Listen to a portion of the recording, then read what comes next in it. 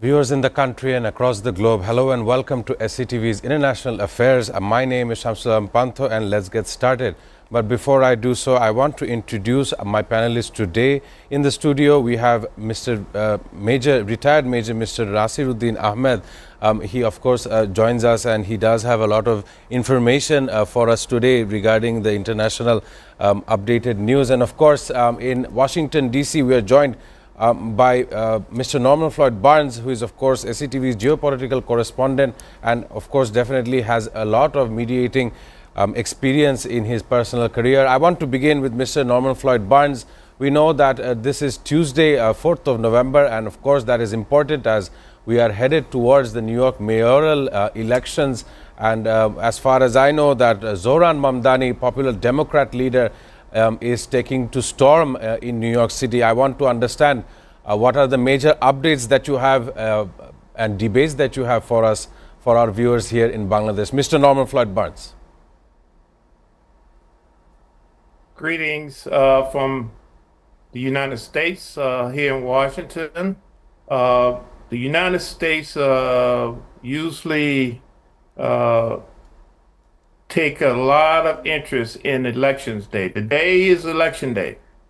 What that means is that in two states, one, New York City, the largest city in the United States, is poised to make history with this first possible mayor of African descent, of South Asian descent, and of Muslim descent could be the next mayor of the largest city. Also, in Virginia, the Commonwealth of Virginia, the first state where the United States started 13 colonies, we are poised to have the first female governor of the state, which is historical, being that we could have either a Republican or a Democrat. Either one will be a female. So this is a great opportunity for both New York and Washington to look at how we are changing our political landscape.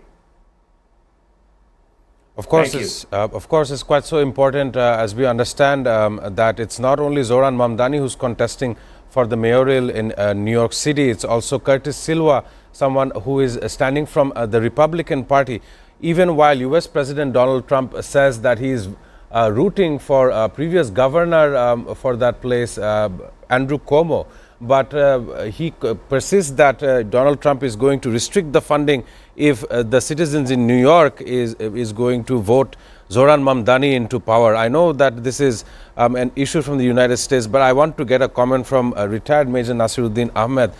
We know that Zohran Mamdani was seen doing a Bengali-styled rally throughout the Bengali community there in New York, and of course that is to propagate for his vote bank for the Bengalis who are now rooting for Zohran Mamdani. I want to understand how you feel about this. Thank you very much, Vanto, and warm greetings to my dear viewers. Very rightly you have said that New York is now at the full attention of the whole world. Otherwise, New York is the city which is known to be the capital of the whole world, because United Nations headquarters, the functional headquarters, and many of the United Nations organizations, they have their headquarters there. Different countries have their permanent mission there, and for many other reasons it is the hub of world attention. And having a Muslim mayor right at that city is definitely a very extraordinary event in the world history.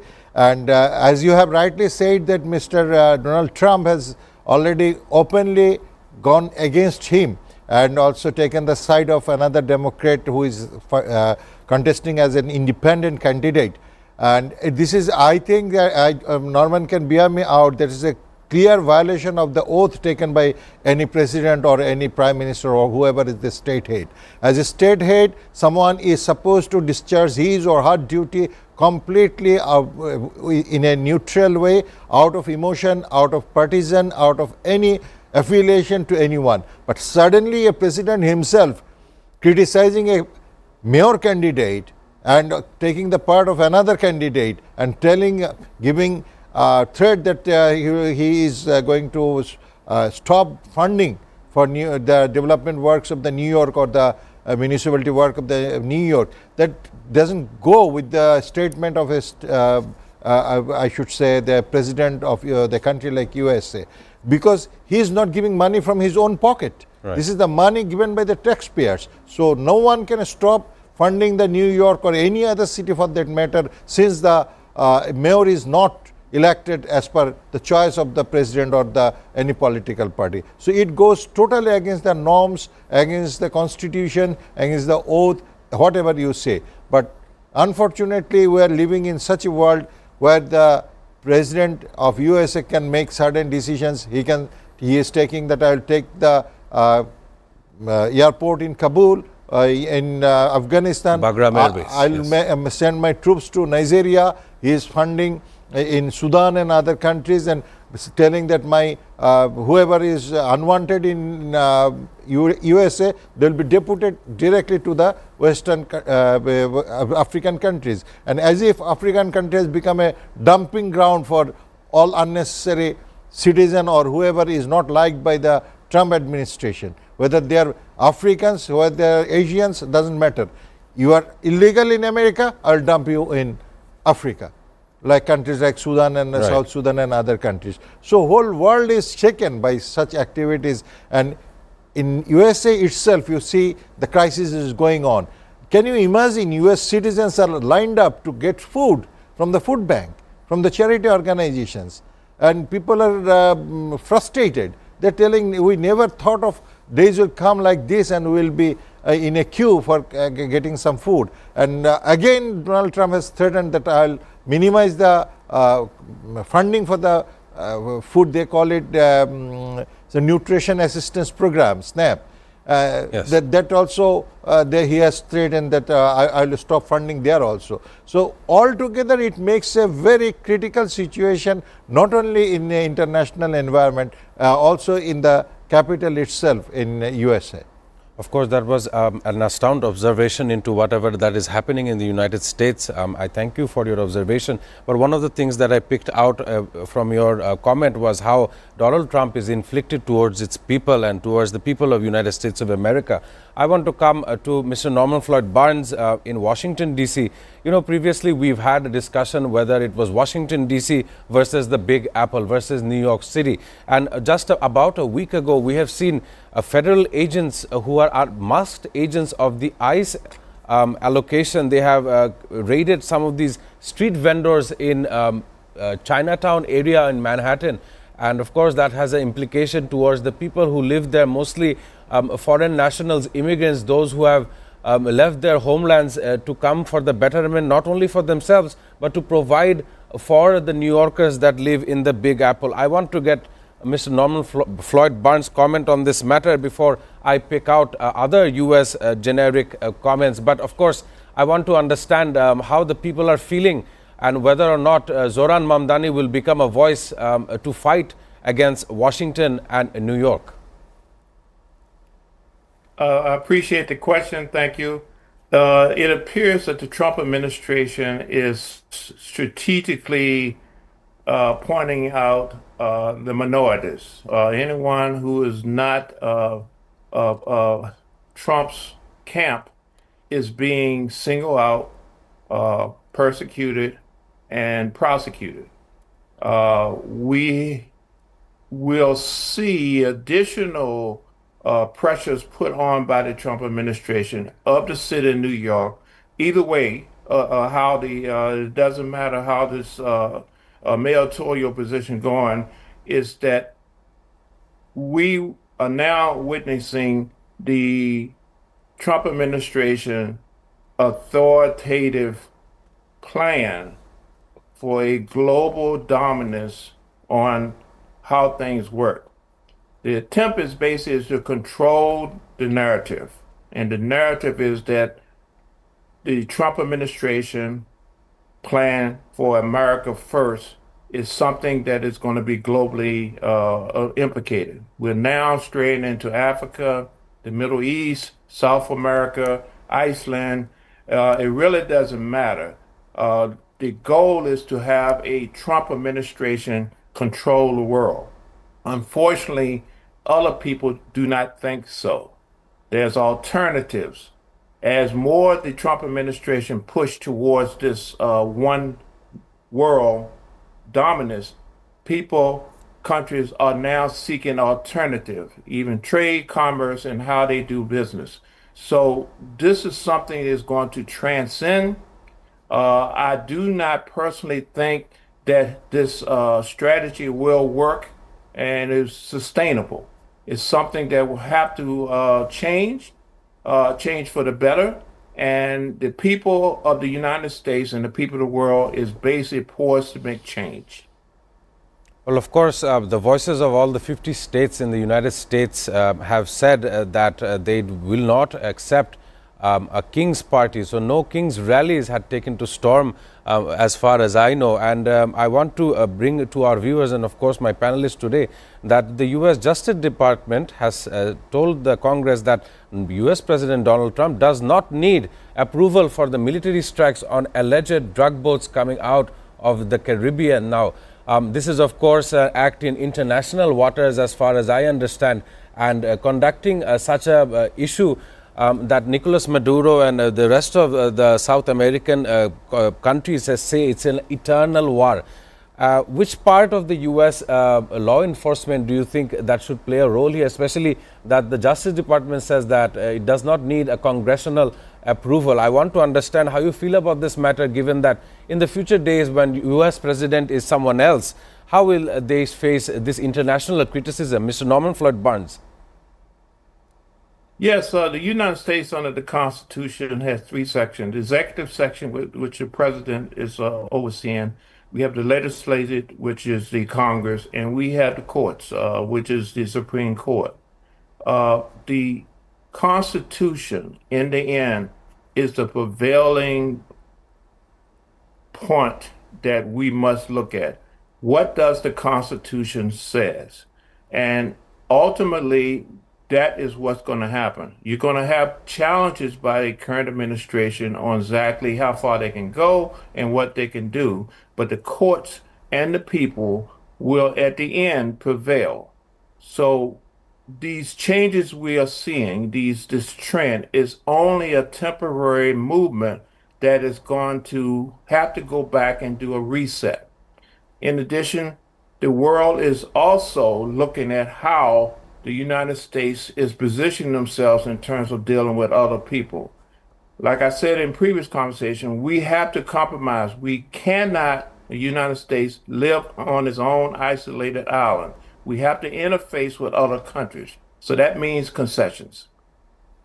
Of course, that is quite so important to understand how these concessions are going to be made in the coming days. We know that yesterday the media took to storm when Donald Trump revealed in an interview on CBS News on 60 Minutes program that he is planning for a third term in the coming 2028 election. Of course, Governor Gavin Newsom is also trying his hand from California. But coming back to the major US implications from around the world, we see India and Pakistan had a war that lasted a couple of days earlier in May, and with mediation from US effort, the United States still say that they were the ones that had called a ceasefire between the two sides. Similar patterns can be seen between Cambodia and Thailand, but there is only one or two issues from the United States. But in recent times, we see this narrative towards Nigeria out of all the other countries.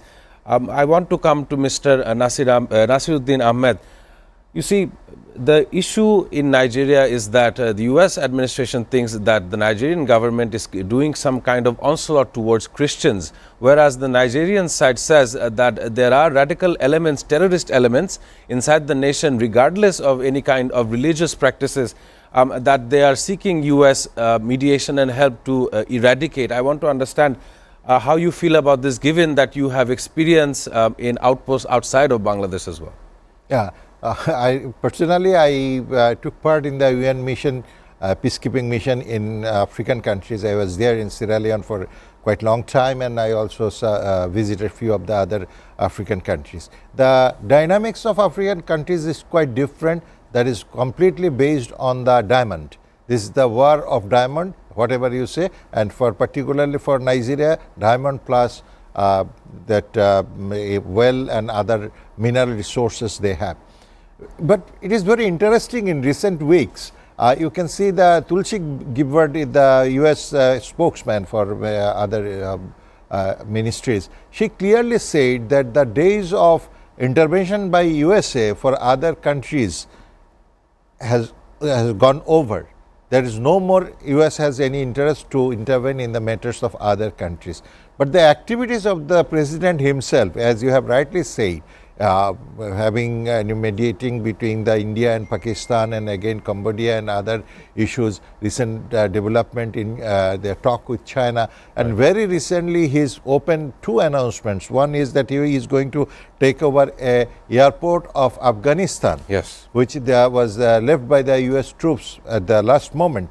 And internationally it got covered. You can remember that the aircraft was, some Afghani people were jumping onto the top of the aircraft also. That The day that the US bombcat had left the runway. Yeah, that the last day. So that particular airport, he said that I am going to take it over again because I need it. At the same time, he is just picking up one issue that Christians are being neglected, are being targeted in his language, are being targeted in Nigeria. So he is going to deploy his troops there, and which goes against any norms. But which country of the African this particular zone is not being disturbed? This ethnic problem, this religious conflict and other riots and other things is very common in African countries. If you talk about the latest the South Sudan and the surrounding area, 1,500 people have been killed within last 1 week. So who is doing this? Who is supplying them arms? Who is instigating? And who is telling that I am going to dump all my unwanted people of USA, those who are illegal immigrant, I am going to dump there in Africa. So just quoting all these examples, it is quite clear that Nigeria, Christian minority or Christian being targeted is not the issue. Issue is that he want to set up one force in African countries for as a part of master plan he has in Africa. So that is going to hamper the world peace, and that is going to again unstable the entire African zone, African region as a whole. That's what I believe. Well, that has opened up the discussion panel here today. One of those examples of US, if not back from Somalia, we look at Ilham Omar. She is someone from Somalian descent, and Donald Trump had said on Truth Social to a video that she should go back to Somalia. Of course, these are implications by the leader of US President Donald Trump, leader of United States of America. I want to have a question towards Mr. Norman Floyd Barnes. Such remarks such as Donald Trump telling Ilham Omar to go back to her native country, amidst this comment and narrative towards Nigeria, you know, it's quite the serious precedent. I mean, for the last 10 months or 11 months, we have seen Donald Trump trying to brokerage ceasefire treaties between all the two sides and various war fronts, if I must say. But this time around, it is Nigeria that has been taken to storm. I don't know that if there is any kind of debate between the two, but I want to understand how Mr. Norman Floyd Barnes feels about this, as of course Nigeria is in southern Africa. I want to understand how you feel about it, Mr. Norman Floyd Barnes. Yes, my thoughts are very well, some people consider abstract, but here we go. The current administration here in the United States has a idea that they want to control the narrative. And the narrative right now is trade. We have discovered last week with our discussions and the negotiation with China is that rare earth minerals, which China has, and other countries, Nigeria is one of these countries, we do not want to negotiate with China. So our approach is based is to create a situation create a problem that we have a solution for and go into these areas to maintain or establish control of.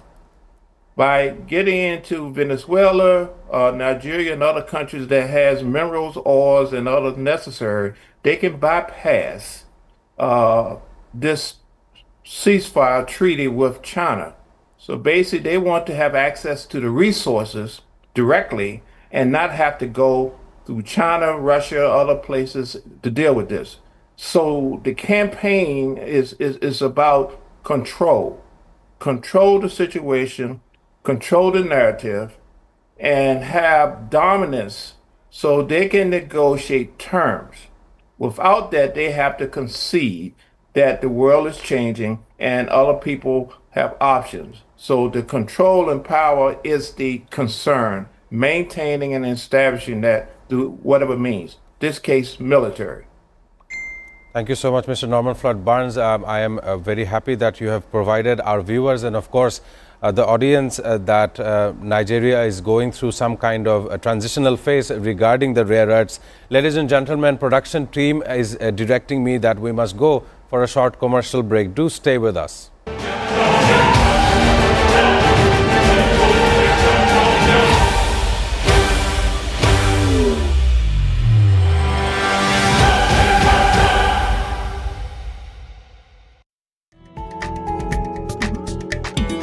Relax in spacious rooms and suites. Enjoy local and international cuisines. Banquet and conference room. Helipad. Gymnasium. Beauty salon.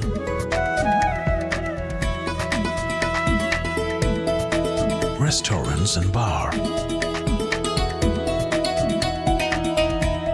Cafe lounge.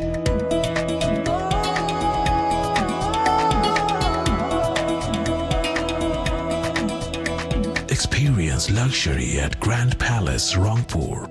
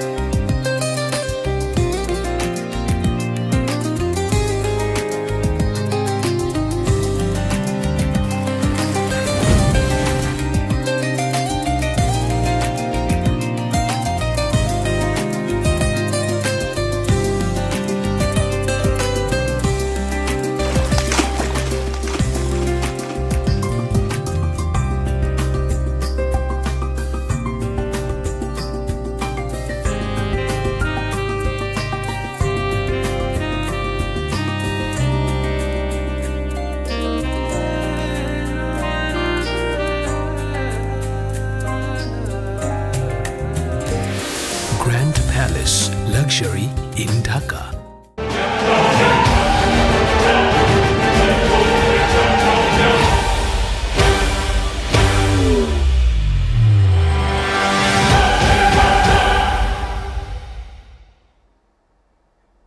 Ladies and gentlemen, welcome back to International Affairs. In the studio, we have retired Major Nasiruddin Ahmed, while on Zoom, we have our geopolitical correspondent, Mr. Norman Floyd Barnes. Before the break, we were talking about how the rare earths elements are now influencing global discussions, such as we've seen US's stance on Nigeria. But I want to pick out on another issue for our dear viewers. We have in Sudan, south of Sudan, in El Fasher, we've seen how the RSF, the Rapid Support Forces, have done a genocide kind of act, humanitarian genocide, if you would call it. Over 500 people have been killed as initial reports, and much of those people have fled to surrounding territories. But what I understand is this is nothing new in Sudan, as the both sides of Sudan have been fighting for quite some time. I want to understand how you think about it, given that this latest news have shocked worldwide agencies such as the United Nations. Yeah. So this particular country, Sudan, had been in conflict for years together. This, you can say, for last few decades, there was no peace in Sudan, and one of the poorest countries, having a lot of potentialities.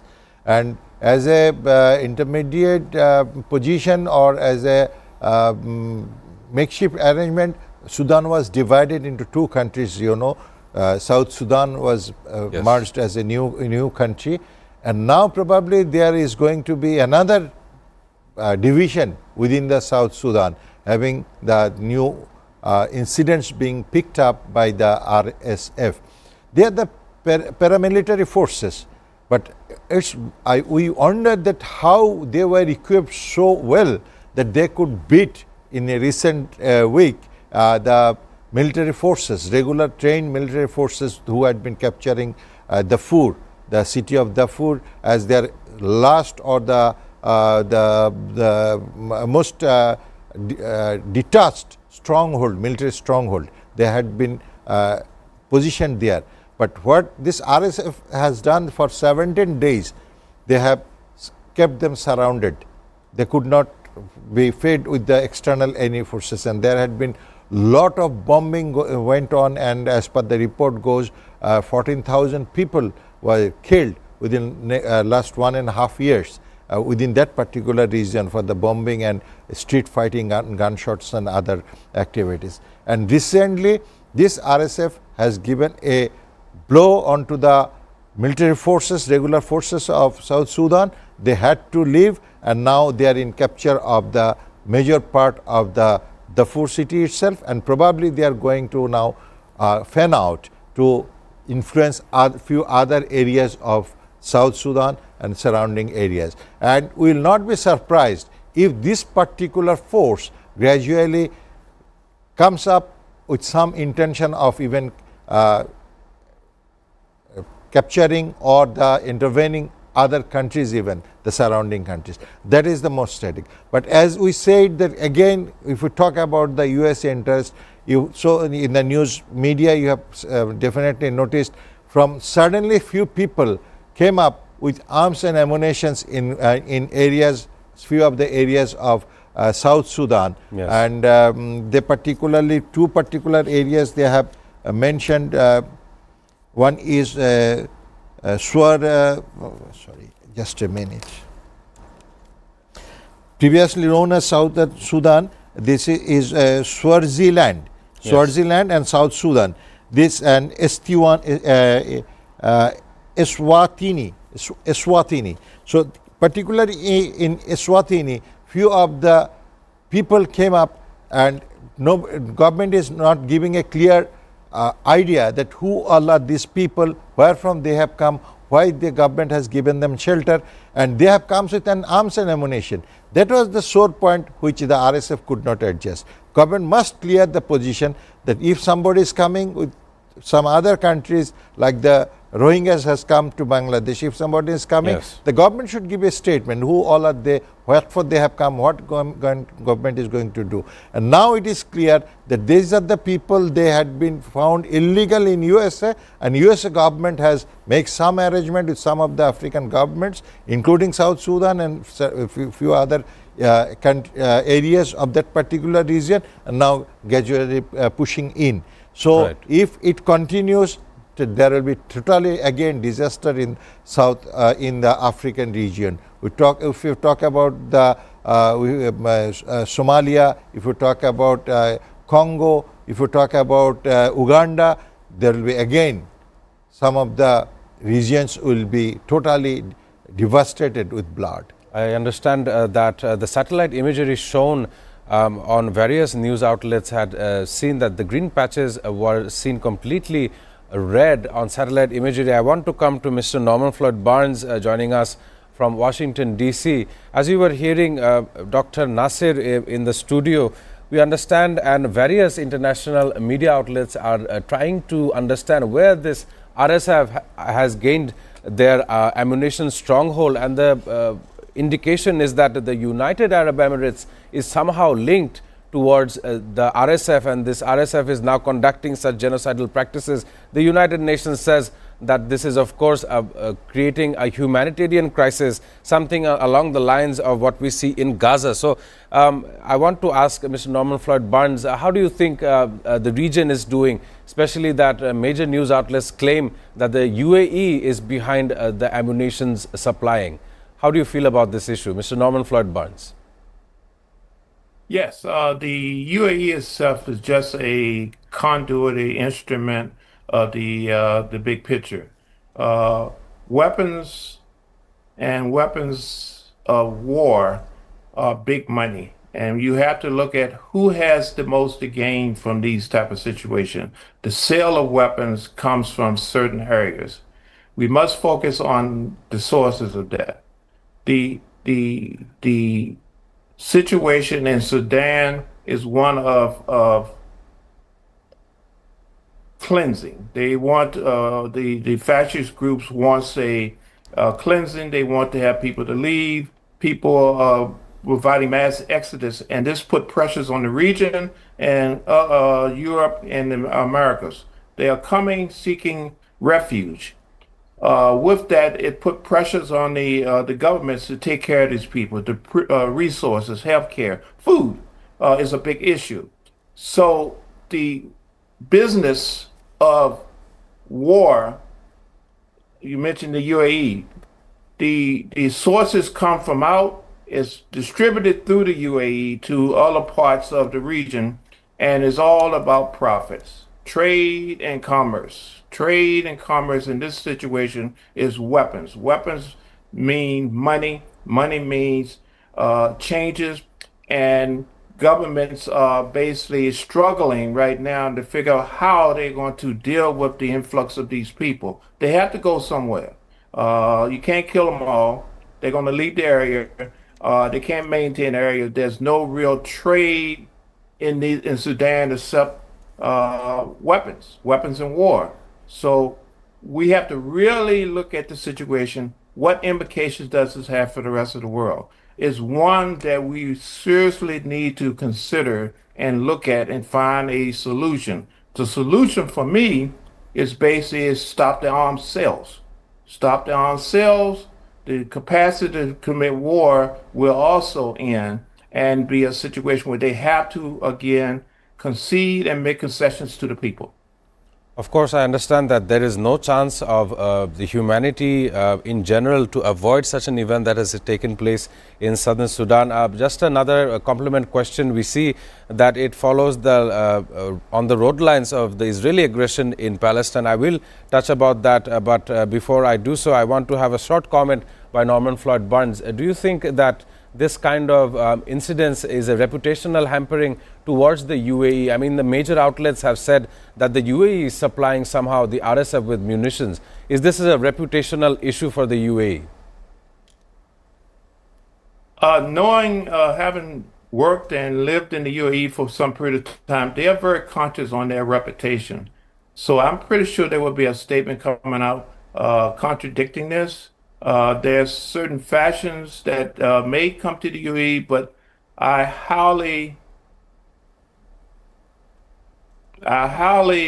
state that basically the UAE itself is not condoning this activity. There's people, there's companies, there's people who want to use it as a base for their overseas operation.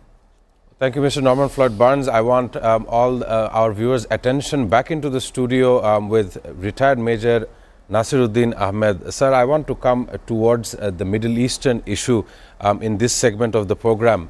We know that there has been a truce between Hamas and Israeli forces, and for the last two to 3 weeks, we've seen how Israeli hostages, whether alive or deceased, have gone back to Israel, and of course, the IDF has been releasing Palestinian prisoners who have been captured as a means of this war. But my question would be that in recent times, a military lawyer had been implicated in a video leak alleged abuse of a Palestinian detainee. Now, whatever the abuse was hidden by the forces by shields so that the camera footage would never be released.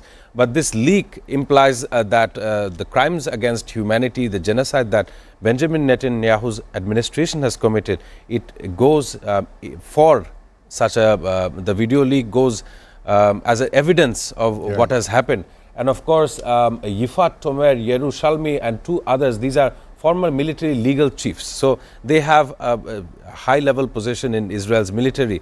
They have been removed from their position.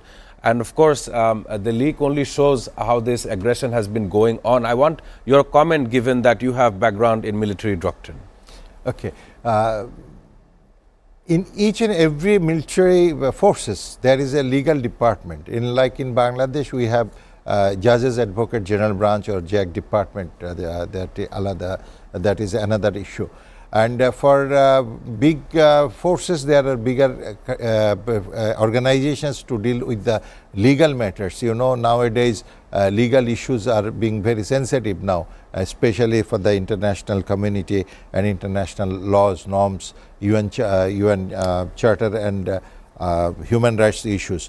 So this particular lady, who was a major general in the Israeli army, Yifat Tomer.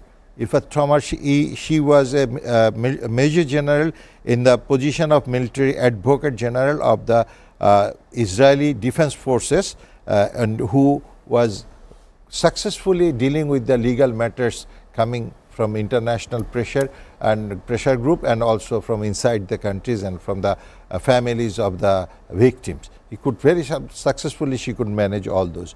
But probably at the end of the day, everything has a end somewhere. Nothing is endless in this world. So this is again, you can say, miracle or act of God, or for that matter, intentionally. Definitely she did not do it, but it has come up and it has clearly exhibited that how human rights have been violated, how the detainees, that Palestinian detainees, have been inhumanly tortured by the Israeli forces. A number of incidents are there, and internationally, once it was given for the forensic, and it was clearly proved there is nothing tempered, nothing artificial, AI made. Whatever video has come up has been leaked is a genuine one. There is no mixing or nothing artificial mixed up with this particular video. So having said that, if it is taken into note by the International Court of Justice or by the international bodies, there is no way that Israel or Netanyahu could be escaped.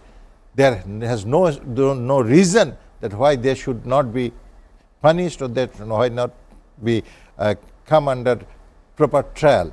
But again, at the same time, you see, this is a very miracle. She was missing for quite some time. Yes. And she was found by the Israeli police in a coastal area near a sea beach.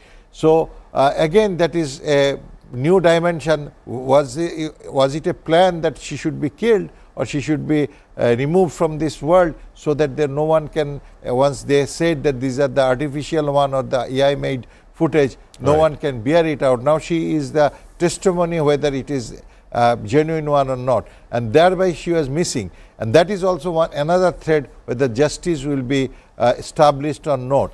And again, when the USA back up Israel, justice has no value in this world.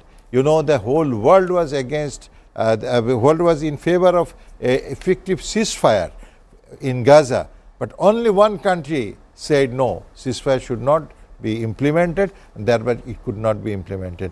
And very recently, you see, the UN has drafted a resolution which empowers the US and its partners to govern this particular Gaza for 2 years. So this is another symbol that whatever USA is asking for, or what is the design made by the Donald Trump and his allies, that will be the Bible for the Middle East people and particularly for the Israelis. So that is the unfortunate part. A third party is now going to rule Gaza, not taking the consent of the people, not taking any referendum, not asking anyone, and suddenly we find the US, the UN itself is now in favoring the plan of the Donald Trump. That is also very surprising. They should have asked the international community, not a particular country, but they have already drafted the resolution as prescribed by the US government. Of course, all of this comes as we are ignoring, or United Nations and regular bodies are ignoring the determination that Palestinian people deserve. Ladies and gentlemen, we are going to touch on more topics, but before we do so, we must go for a short commercial break.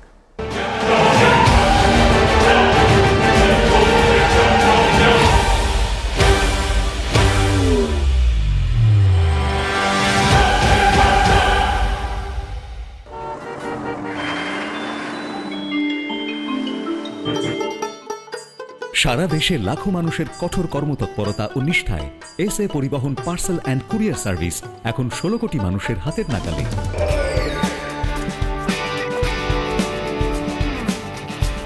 দীর্ঘ 30 বছর ধরে বিশ্বস্ততা ও দ্রুততার সাথে সেবা দেওয়ায় গ্রাহক সেবায় এখন শীর্ষে। বাংলাদেশে গ্রাহক সেবার সাফল্যের পর এসএ পরিবহন পার্সেল অ্যান্ড কুরিয়ার সার্ভিস এখন বিশ্ব বাণিজ্য কেন্দ্র সিঙ্গাপুরে। আপনার যে কোনো পণ্য সিঙ্গাপুর থেকে বাংলাদেশে বুকিং এর জন্য যোগাযোগ করুন। এসএ পরিবহন private limited, logistics parcel and courier service, 22 Roberts lane, Singapore 218302। Phone 0065 629 24900।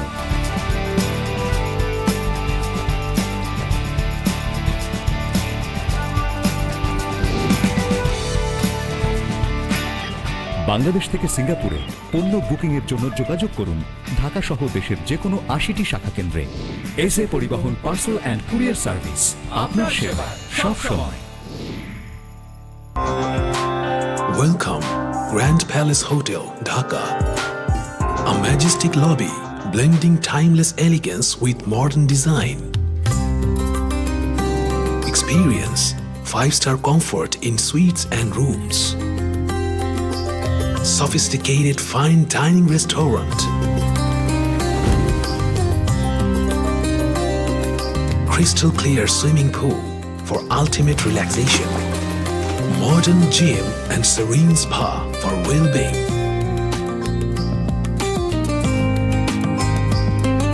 Perfect venue for corporate events, weddings and parties.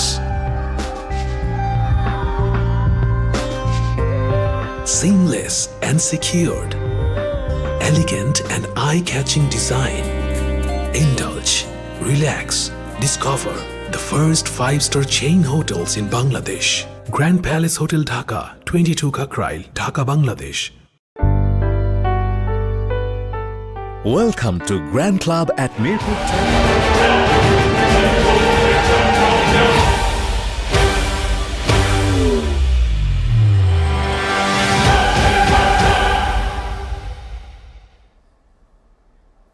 Ladies and gentlemen, welcome back to International Affairs. Today we are joined by retired Major Nasiruddin Ahmed, and on Zoom we have our geopolitical correspondent, Mr. Norman Floyd Barnes. Before the break, we were discussing the Middle Eastern issues regarding Israel and its surrounding countries, but one of the major breaking news that we had today was that former military lawyer for Israel's military media wing was removed from her position, and of course there was a leaked footage that has taken to storm in Israel's administration. I want to come to Mr. Norman Floyd Barnes on his take on this matter. I'll give you the original indictment, which stated for at least 15 minutes the accused kicked the detainee, stomped on him, stood on his body, hit him and pushed him all over his body, including with clubs, dragged his body along the ground and used a taser gun on him, including on his head. These are the descriptions that were given from analyzing this leaked video footage, it of course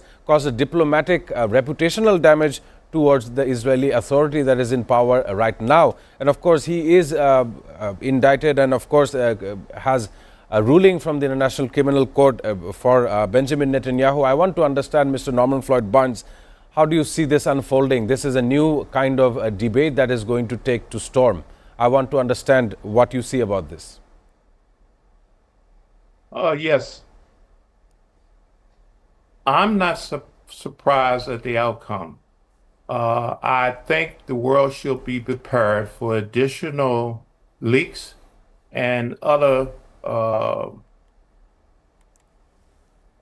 information coming out. It's unfortunate that the lawyer who took a bold chance to expose this is now being detained, arrested, and hopefully she'll be safe. But what will come from this detainment, she will communicate and talk about additional stuff.